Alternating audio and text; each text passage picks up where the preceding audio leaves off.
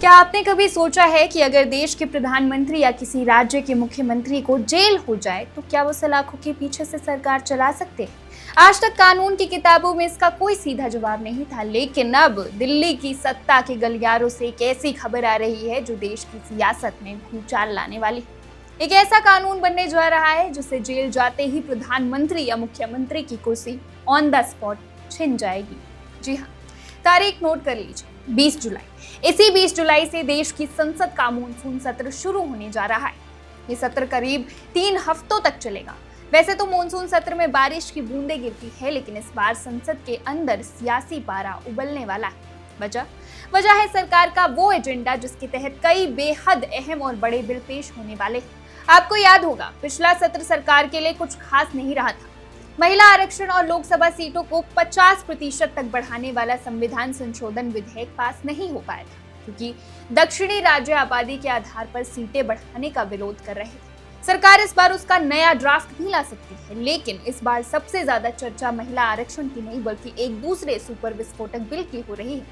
इस बिल को नाम दिया गया है संविधान 130वां संशोधन, लेकिन सियासी गलियारों में इसे सब पीएम सीएम जेल बिल कह रहे हैं। आइए आपको आसान भाषा में समझाते हैं कि इस बिल की कहानी क्या है और सरकार इसे क्यों ला रही है। पिछले साल अगस्त में गृह मंत्री अमित शाह ने इस बिल को पेश किया था।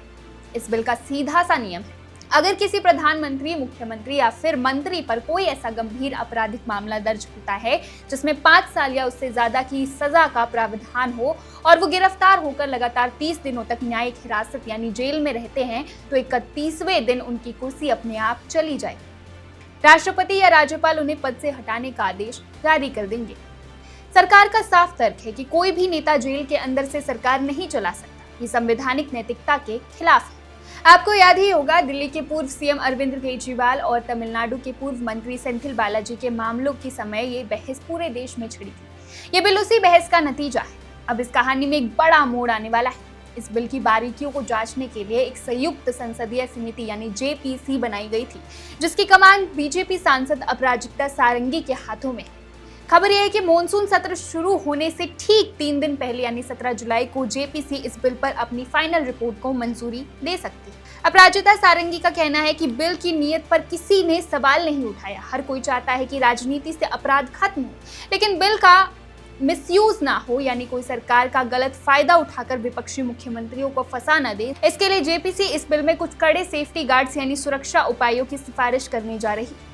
लेकिन कहानी इतनी सीधी नहीं। विपक्ष इस बिल को लेकर आग बबूला है। कांग्रेस, सपा, डीएमके और तृणमूल कांग्रेस जैसी पार्टियों का आरोप है कि इस बिल का असली मकसद विपक्षी राज्यों की सरकारों को निशाना बनाना और उन्हें अस्थिर करना है। कम्युनिस्ट नेता डी राजा का कहना है कि ये बिल बिना अदालत के दोषी साबित हुए सिर्फ पुलिस की कस्टडी के दम पर चुनी हुई सरकारों को गिराने का जरिया बन जाएगा। वहीं एआईएमआईएम प्रमुख असदुद्दीन ओवैसी का तर्क है कि नए आपराधिक कानूनों के तहत पुलिस वैसे भी 30 दिनों से ज्यादा की रिमांड मांग सकती है। ऐसे में तो किसी भी सिटिंग सीएम की कुर्सी गिराना बेहद आसान हो जाएगा। इस 31 सदस्यों वाली जेपीसी कमेटी में भी विपक्ष के सिर्फ 4-5 सदस्य बचे हैं और माना जा रहा है कि वो इस रिपोर्ट के खिलाफ अपना डिसेंट नोट यानी असहमति पत्र सौंपेंगे। अब सबसे बड़ा सवाल यह है कि क्या ये बिल पास हो पाएगा, क्योंकि ये एक संविधान संशोधन विधेयक है, इसलिए सरकार को इसे पास कराने के लिए संसद में, खासकर लोकसभा में 2/3 बहुमत की जरूरत होगी। हालांकि राज्यसभा में हाल ही में नए सदस्यों के आने के बाद सत्तारूढ़ गठबंधन एनडीए की ताकत पहले से मजबूत हुई है, लेकिन लोकसभा में तृणमूल कांग्रेस के 20 और शिवसेना यूबीटी के 6 बागी सांसदों को अलग गुट की मान्यता मिलने पर स्पीकर ओम बिरला क्या फैसला लेते हैं, इस पर भी बहुत कुछ निर्भर करेगा। तो लड़ाई आर पार की है। एक तरफ सरकार इसे राजनीति को साफ करने का महाअभियान बता रही है, तो दूसरी तरफ विपक्ष से लोकसभा को खत्म करने का हथियार कह रहा है। 17 जुलाई को जेपीसी की रिपोर्ट आएगी और 20 जुलाई से संसद का महासंग्राम शुरू होगा। अब देखना ये होगा कि क्या मॉनसून सत्र में ये ऐतिहासिक बिल कानून की शक्ल ले पाएगा या फिर विपक्ष के तीखे तरकश के सामने सरकार को अपने कदम पीछे खींचने पड़ेंगे। क्या वाकई आने वाले दिनों में देश के किसी रसूखदार नेता को जेल से सरकार चलाने की छूट मिलेगी या कुर्सी गंवानी पड़ेगी? इस महासंग्राम की हर एक छोटी बड़ी अपडेट हम सबसे पहले आप तक पहुंचाते रहेंगे। आप बने रहिए वन इंडिया हिंदी के साथ। Subscribe to One India and never miss an update. Download the One India app now.